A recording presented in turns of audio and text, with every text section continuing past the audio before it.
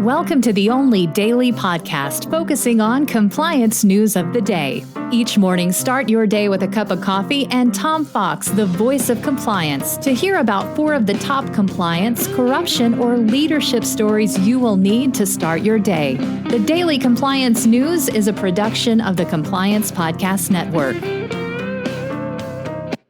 First, a word from our sponsor.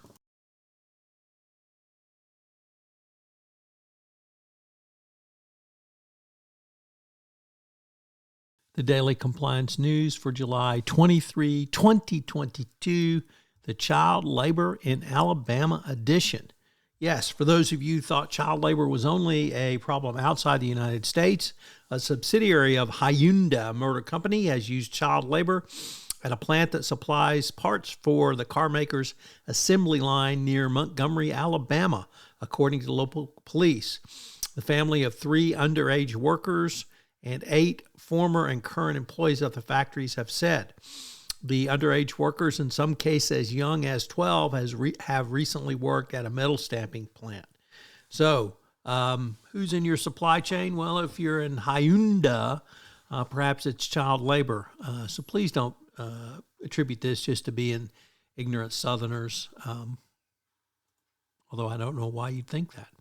Next up, from Bloomberg, South Africa's former president, Mbeki, sees dangers of an Arab Spring-like protest because of the ongoing corruption and economic situation in South Africa.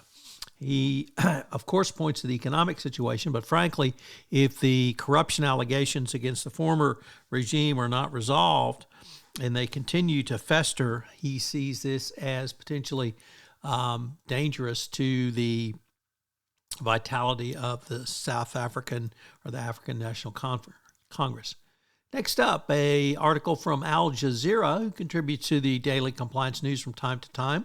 The United States has blacklisted former Paraguayan President Horacio Cartes for alleged involvement in significant corruption and links to terrorist group. U.S. State Department designated him and his 3 adult children for corruption and accused him of hindering an international criminal investigation.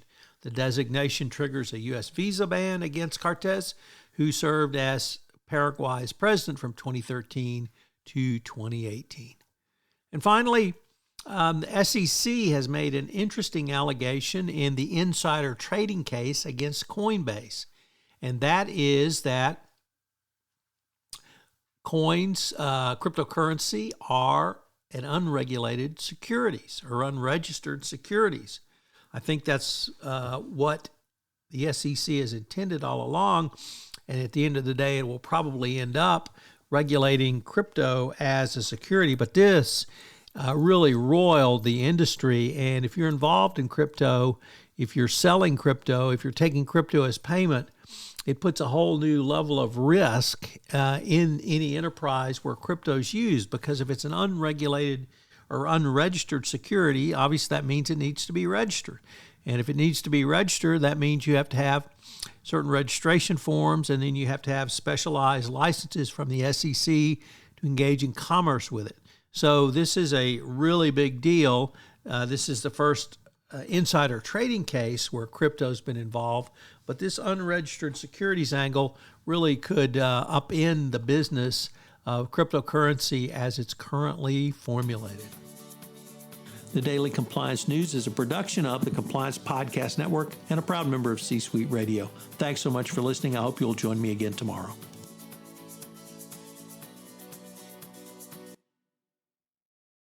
This podcast is a part of the C-Suite Radio Network. For more top business podcasts, visit c-suiteradio.com.